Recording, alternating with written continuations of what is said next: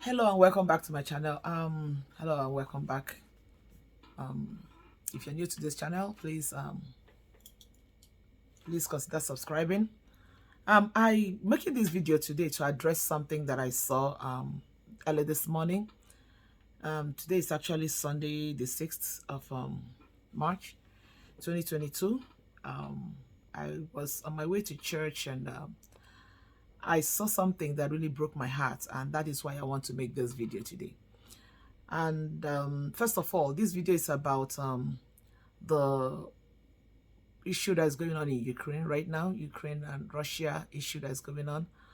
And I'm not here to address the war. I'm not here to address whatever is going on. That is not the purpose of this very video. I will still make a video with regards to that. But the angle of this that I want to take in this video this morning is this time is to address something that I saw on the channel's news this morning, and it really broke my heart. And that thing is about, it had to do with first of all, I want to appreciate our government. I mean, for once they've done something noble. I saw yesterday, I think 6 or 2 days ago, that they've been bringing back most of our Nigerians, especially our youth, especially Nigerian students who are schooling in Ukraine. And I never knew that Nigeria has such a number of students schooling in Ukraine.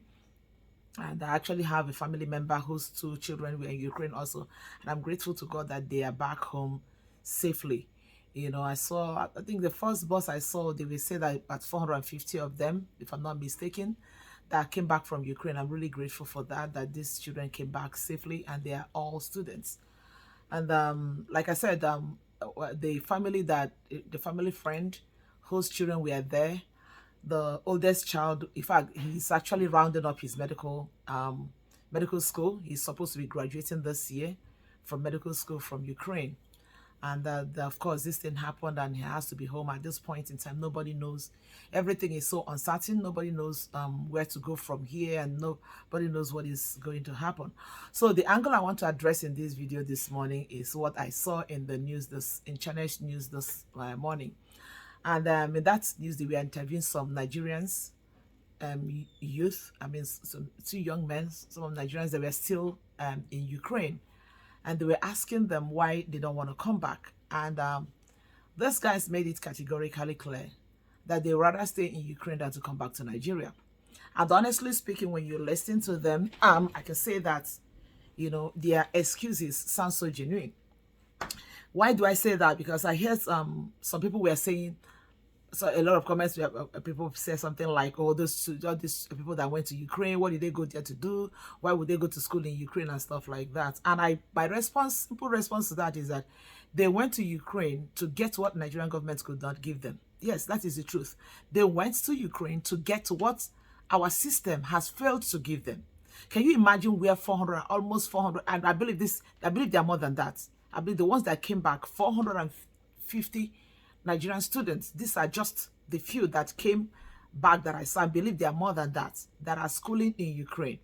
And somebody will be asking, what is the attraction? The attraction is that you set out to Ukraine to do to go to medical school, or to do take any other degree whatsoever. They tell you that the degree is going to take you for 3 years, and you are sure you are going to finish in 3 years. Aside from this war, most of them that were there, you were supposed to finish whatever program they are doing there in record time. They finish it in record time, and they are sure that they'll be back. They will, you know, get something doing, and, you know, without any interruption, unnecessary interruption to their academic pursuit. So, having said that, I saw those 2 young men that they were asking, amongst many other, why they don't want to come back. And these guys are saying that they do not want to come back because the uncertainty in Nigeria is so much that they cannot afford to lose this opportunity that they have to be in Ukraine.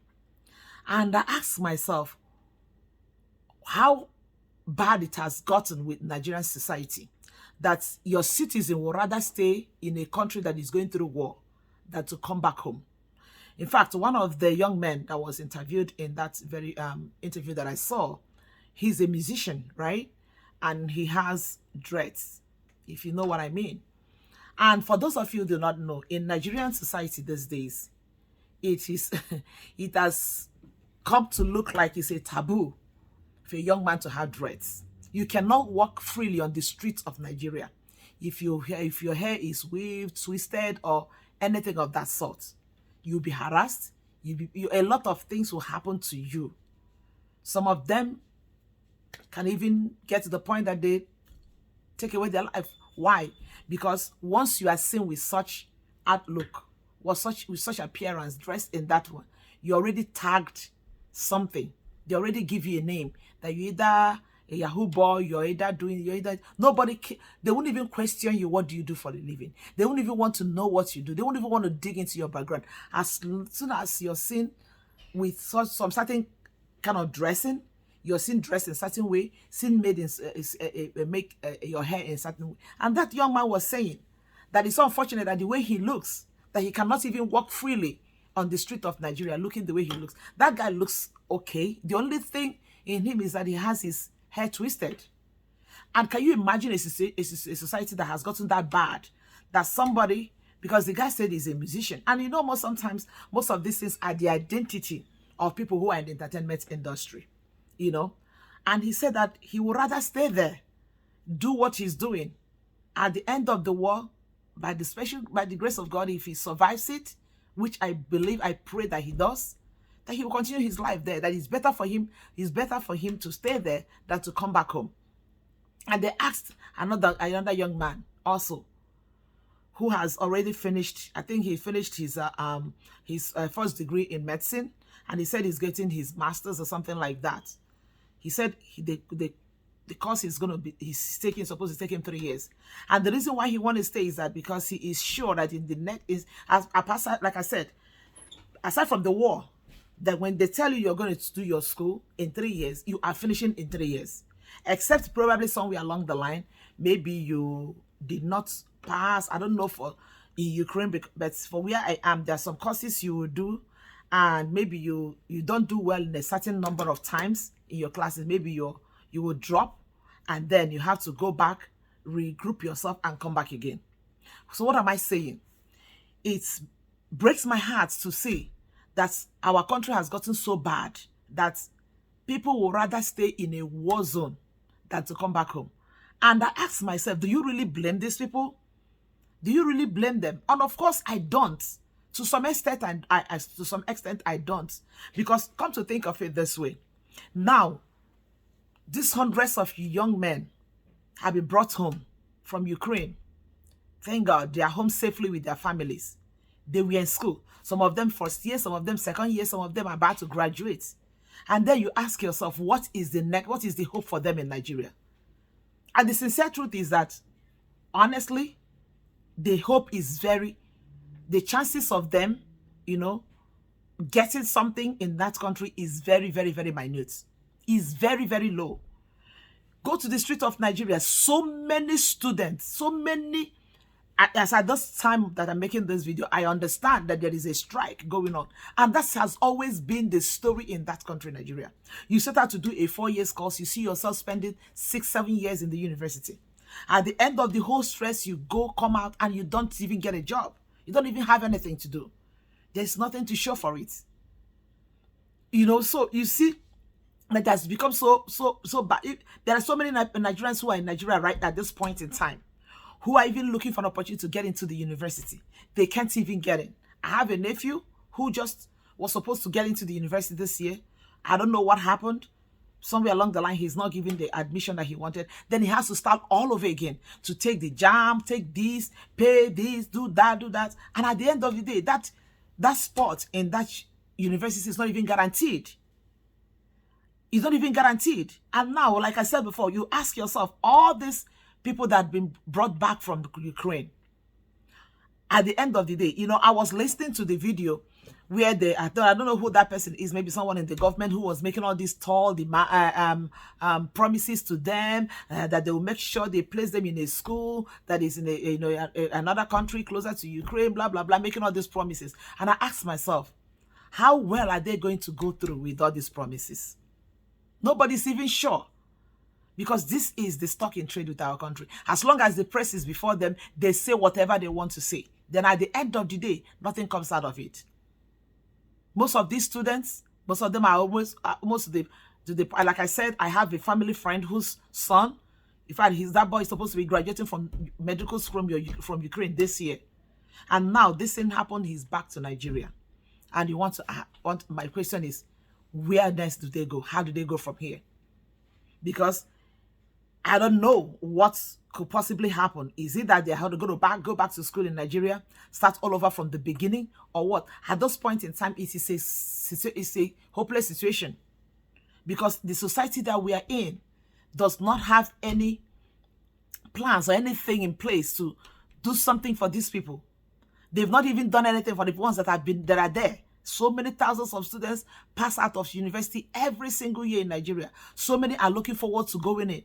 You know, it's so bad that our country have gotten so terrible that things like this are, happen. And you see in Nigeria, a young man telling you that he would rather stay in war front than to come back home because the uncertainty is so much there. The insecurity is so much. This one, they are sure that what is killing them is war. Somebody just woke up and decided to display his madness and do what he's doing.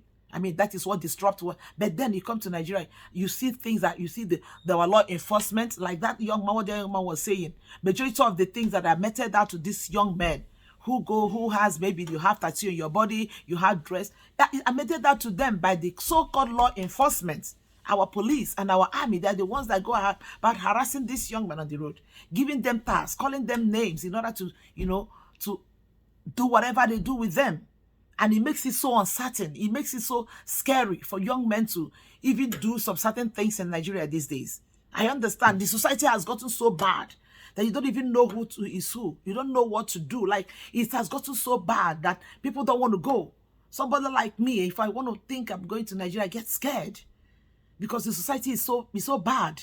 Somebody could just see you, maybe just see the tag, the usual tag that you get from the airlines that tag your luggage. Maybe you travel to Nigeria, you're moving on the road with that tag on your luggage.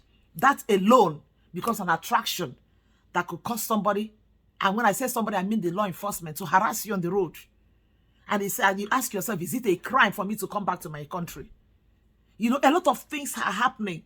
And that is why you see Nigerians who are in the diaspora, Nigerians abroad, react this way. That a young man will tell you that I would rather stay in Ukraine than to go back to Nigeria. I would rather stay here because when I go, the uncertainty is there. The question is asking, when I go to Nigeria, what does Nigeria have to offer me? Aside from this war, they may be facing discrimination and everything. But overall, when you look at it overall, life is better for them there. And I ask myself, is that supposed to be? This is a country, Nigeria is a country that is blessed with so many things.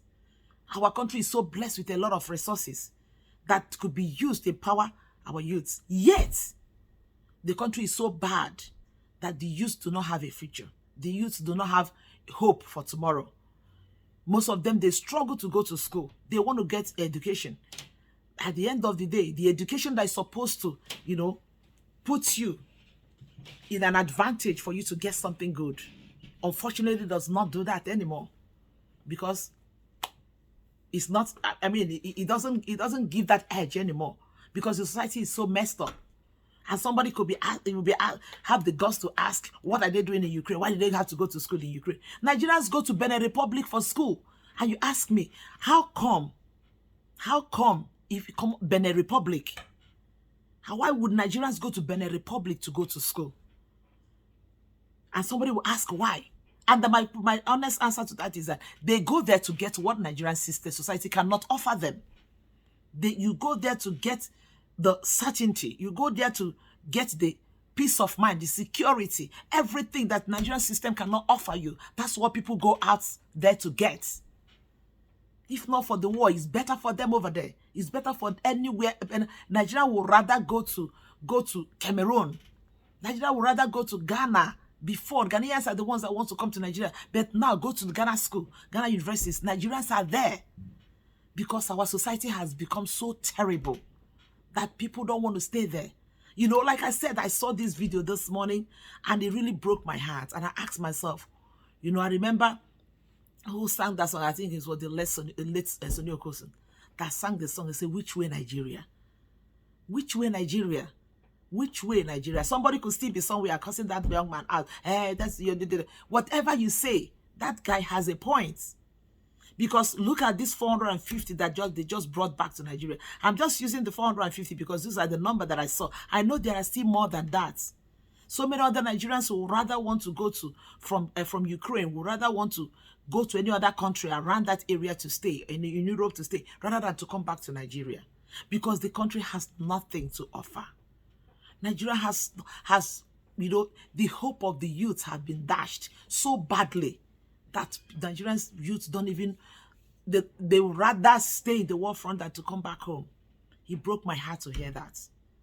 And that is the reality. Do you really blame them? Of course you don't. Of course you don't. You don't blame them. Because these ones that are like, I don't even know. Honestly speaking, we say things, we hear things, we talk about things, we complain, but the unfortunate thing is that the people that are supposed to listen, are they really listening? Are they really listening? A lot of things are going bad. You know, that I saw in Nigeria, elections, they're getting ready for elections now. And you see somebody like Bolaji Ahmed Tinubu coming now to tell the world, tell me not to tell Nigerians that he wants to run for the president of Nigeria. And I ask myself, what does that even mean? Anybody that sees Tinubu, I'm not making joke of his health. I'm not making mockery of him. I'm not laughing at him. But anybody that sees Tinubu will know that this man is not fit enough to take care of himself at this point in time. Talk less of taking care of the country like Nigeria. What is he coming out to do? Is it not time for this man to sit down, rest, and be taken care of? And be taken care of. It is obvious from anybody that sees him. And what really baffles me is that this man is coming out and you still see people who are jeering him on. People who see clearly that this man needs to be taken care of. And people are jeering him on, singing his praises to come and be the president of Nigeria. To do what exactly? What exactly is he coming to do? And there are still the likes of him, you know, in the corners, coming out to want to be the president of Nigeria. And you realize that when things like this happen, you see that, you know, my people will say, the thing that is crying will still keep crying. The situation will keep remaining the way it is because there is no change. When you see people like that trying to come out to be president of Nigeria, it dawns on you that there is no change coming to Nigeria in the nearest future. It is so sad. It is so sad. It broke my heart to see that. Honestly, it broke my heart so much. When I saw this video this morning on Channels News, I watched that interview. It really touched me. It really touched me. I have my children in the United States, and someday I would like them, I'll be proud to tell them to, you know, want them to come back home. But honestly, with the way Nigeria is, I don't even think I will even think of bringing my children back home.